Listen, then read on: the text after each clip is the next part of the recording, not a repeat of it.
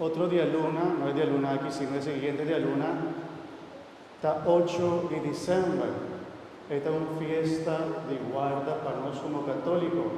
Esta fiesta de Inmaculada Concepción, de nuestra Mamá María. Esta es una fiesta grande de nuestra Mamá María. Un día de fiesta la más grande, hay dos fiestas más grandes de nuestra Mamá María. María, Mamá de Dios, primer día de januario. Y 8 de diciembre, María Inmaculada.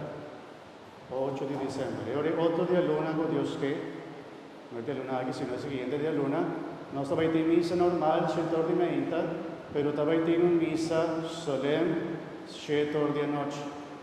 No estaba ahí algún cantica, estaba ahí algo especial y anoche para encender luz, encender vela y encender algún, por lo menos está llamado farolitos. No sé con esta máquina. Farolitos también. No, una tabay, si vos no sabes, vos tabay a conocer algo bonita, o encende 8 de diciembre, el día de Inmaculada Concepción.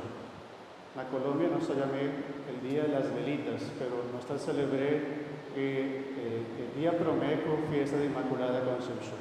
Pero no estaba hacia turcos, el día 8 de diciembre, de misa normal, menta, y de misa solemne, 7 de noche, para portar pintar. ¿Bon?